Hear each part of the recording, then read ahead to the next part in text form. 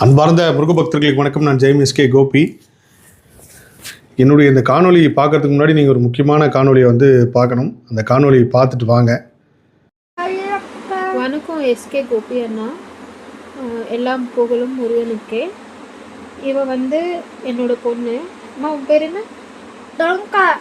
உன் பேர் வந்து தனிகா. இவ வந்து பிறந்ததுலேருந்தே காது கேட்காது அப்படின்ட்டு எங்களுக்கு தெரியாது.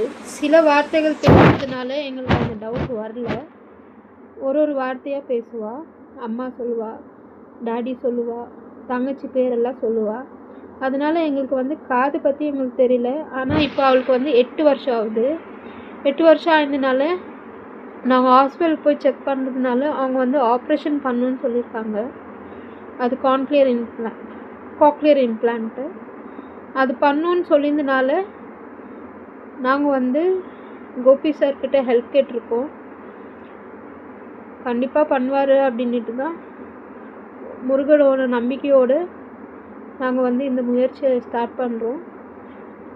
இவ வந்து ஒரு தெய்வ குழந்தை தான். எனக்கு என்னோடய லைஃபே தெய்வத்தின் குழந்தை தான். லைஃபே இவனால தான் சேஞ்ச் ஆச்சு. எனக்கு இவளுக்கு ஹெல்ப் பண்ணால் ரொம்ப நல்லாயிருக்கும் அப்படின்ட்டு தான் சொல்கிறோம். இவ வந்து அரோகரா சொல்லு, அரோகரா அந்த மாதிரி எல்லாம் சில வார்த்தைகள் பேசுவார்னா. ரொம்ப நன்றி. தேங்க்யூ. தேங்க்யூ சொல்லு. Thank you. Very good. Thank you sir. அந்த காணொலி பார்த்துருப்பீங்க. சுமலதான்னு சொல்லி ஒரு தெய்வ குழந்தை பெற்றெடுத்த தாய் வந்து எனக்கு தொடர்பு கொண்டு இந்த குழந்தைக்கு உதவி வேணும் அப்படின்னு சொல்லி கேட்டிருந்தாங்க. எனக்கு கேட்டோடனே பெரிய அதிர்ச்சி ஆயிடுச்சு. என்னென்னா நான் வந்து டிசம்பர் மாதம் வந்து ஒரு காணொலி பதிவு பண்ணியிருந்தேன். கிட்டத்தட்ட இந்த 2026 11 தெய்வ குழந்தைங்களுக்கு வந்து மிஷின் கொடுக்க போகிறோம். அந்த மிஷின் எல்லாமே சாதாரண மிஷின் கிடையாது, காக்லியர் மிஷின். என்னோட மனம் ஃபுல்லாக என்னென்னா, இந்த 11 குழந்தைங்களுக்கு கொடுத்ததுக்கப்புறம் தான் வேறு எந்த உதவியாக இருந்தாலும் யாருக்காக இருந்தாலும் செய்யணும். அது கோவில் உதவியோ இல்லை படிப்பு சம்மந்தப்பட்டதோ இல்லை வேறு எந்த இதுவாக இருந்தாலும் செய்யணும். அதுக்கு நடுவில் சின்ன மிஷின் வந்து டிஜிட்டல் மிஷின் தெய்வ குழந்தைங்களுக்கு கொடுப்போம் அப்படின்னு சொல்லி நான் ஒரு திட்டம் பெரிய அளவுக்கு பிளான் பண்ணி வச்சுருந்தேன். அப்போ அதுக்கு நடுவில் தான் வேல்விழின்னு சொல்லி ஒரு குழந்தைக்கு வந்து கேட்குறாங்க. அம்மா, நான் உங்கள் இந்த குழந்தையோட பேருக்காக நிச்சயமாக செய்யணும்.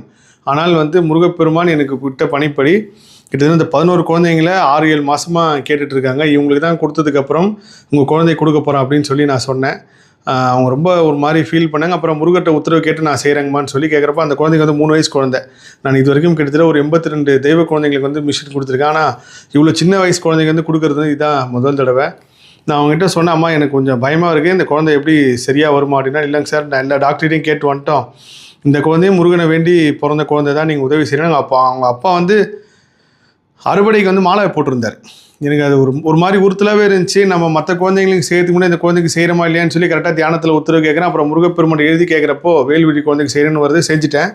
செஞ்சு முடிஞ்சதுக்கப்புறம் இந்த சுமலதா அம்மா வந்து தொடர்பு கொண்டு, ஐயா இந்த மாதிரி என் குழந்தை பேர் தனிக்கா, இந்த குழந்தைக்கு வந்து 9 வயசுக்குள்ளே ஆப்ரேஷன், இப்போ அந்த குழந்தைக்கு 8 வயசு, 9 வயசுக்குள்ளே பண்ணலை அப்படின்னா அதுக்கப்புறம் காக்லியர் மிஷின் கொடுத்தாலும் இந்த குழந்தை காது கேட்காது, நீங்கள் உதவி பண்ணுங்கன்னாங்க. நான் சொன்னேன், அம்மா நான் வந்து இந்த 11 குழந்தைங்களுக்கு கொடுத்ததுக்கப்புறம் தான் மற்ற குழந்தைங்களுக்கு செய்கிறேன்னு இருக்கேன். ஆனால் நீங்கள் வந்து இந்த குழந்தைங்க அவங்க கேட்டது வந்து பெரிய உதவி. கிட்டத்தட்ட அந்த 10 லட்ச ரூபா அந்த மிஷின் அவங்க ஒரு தொகையை ரெடி பண்ணி வச்சுருக்கேன்னு சொல்லி சொன்னாங்க.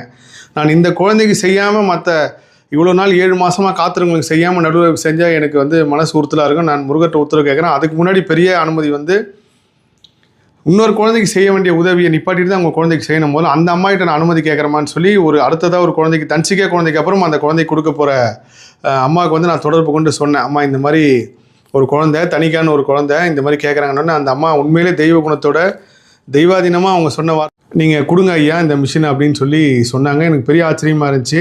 ஏன்னா அவங்க குழந்தைக்கு வந்து எப்போனாலும் ஆப்ரேஷன் பண்ணிக்கலாம், வயசு இருக்குது, டைம் இருக்குது, நீங்கள் முதல்ல தனிக்கா குழந்தைக்கு கொடுங்க அப்படின்னு சொல்லி சொன்னாங்க. எனக்கு உண்மையிலே ரொம்ப மனம் நெகிழ்ந்து போன அந்த அம்மா சொன்ன வார்த்தைக்கு. அதுக்கப்புறம் சுமலதா அவர்களை தொடர்பு கொண்டு, அம்மா இந்த மாதிரி முருகர் உத்தரவு கொடுத்துருக்காரு, உங்கள் குழந்தைக்கு பண்ணலாம். அதுக்கு முன்னாடி நான் ஒரு மருத்துவர் சொல்கிறேன், அந்த மருத்துவரை போய் பாருங்கன்னு சொல்லி ஐயா ரமேஷ் ஐயான்னு சொல்லி என்னோடய குழந்தைக்கு பார்த்ததா இருக்கட்டும், வேல்விழி குழந்தைய கொடுத்தா இருக்கட்டும், கிட்டத்தட்ட ஒரு பெரிய அளவுக்கு இந்த வாய் பேச முடியாது, காது கேட்காத குழந்தைங்களுக்கு ஒரு பெரிய ஒரு தொண்டாவே நிறைய விஷயங்கள் செஞ்சுட்டு வர்றாரு. அவர்கிட்ட நான் சொன்னேன், இந்த மாதிரி இந்த குழந்தைக்குள்ள தேவைப்படுதுங்க, நீங்கள் வந்து முடிஞ்ச அளவுக்கு சப்போர்ட் பண்ணி கொடுக்குறேன்னா அவர் ஒரு பெரிய கருணையோட ஒரு விஷயத்தை செஞ்சு கொடுத்தாரு. அது என்னென்னா, கிட்டத்தட்ட ஒரு 3 லட்ச ரூபா அவரோட இந்த மெடிக்கல் சம்மந்தப்பட்ட இதில் எனக்கு அது வேண்டாம், குழந்தைக்கு ஆப்ரேஷனும் மிஷினும் மட்டும் கொடுத்துலாம் அப்படின்னு சொல்லி சொன்னார். அது உண்மையிலே ஒரு பெரிய கொடுப்பனை தான். முக்கியமாக இந்த காணொலியில் சொல்ல வருது என்னென்னா, நான் ஒவ்வொரு தெய்வ குழந்தை உதவி கேட்குறப்போ சொல்லுவேன், முருகப்பெருமானால நல்லா இருக்கிறவங்க மட்டும் செய்யுங்க, கஷ்டப்படுற முருக பக்தர்கள் வந்து செய்யாதீங்க. ஏன்னா நான் வந்து முழுசாக நம்புற விஷயம், யாரோ ஒருத்தரை முருகர் அனுப்புகிறாரு, அதை நான் பார்த்துட்டேன். இதுக்கு முன்னாடி உதவி பண்ணாங்க எல்லாருமே யாரோ ஒருத்தவங்க யூஎஸ்ல இருந்தோ ஏதோ ஒரு வெளிநாட்டிலேருந்து நாங்கள் முருகரை நல்லா இருக்கும் சார், நாங்கள் இந்த குழந்தைங்க எடுத்து செய்கிறோன்னு சொல்லுவாங்க. இப்போ சமீபத்தில் நிறைய பேர் அந்த மாதிரி எனக்கு தொடர்பு கொண்டு பேசியிருந்தாங்க. எனக்கு ஒரு பெரிய மனம் நெகிழ்ந்து போகிற விஷயம் என்னென்னா, இந்த ஏழ்மை நிலையில் இருக்கிறவங்க கஷ்டப்படுறவங்க கூட 11 ரூபா 50 ரூபான்னு எனக்கு அனுப்புகிறப்போ உண்மையிலே அவங்க நேராக பார்த்துட்டு அவங்க பாதத்தை தொட்டு வணங்கும். இந்த நிலையிலையும் இவங்க ஒரு குணத்தோடு செய்கிறாங்க. நான் திரும்ப சொல்கிறேன்னா, யாரும் கஷ்டப்படாதீங்க, கஷ்டப்பட்டு செய்யாதீங்க. நம்ம வந்து ஐயோ செய்யலைனா இது வந்து நம்மளுக்கு புண்ணியம் கிடைக்காதோ, இல்லை நம்ம செய்யலாம் விட்டால் பாவம் வந்துடுமா அப்படின்லாம் கிடையாது. உங்கள் மனசு செய்யணும்னு நினைக்கிறது ஒரு பெரிய புண்ணியம் தான்.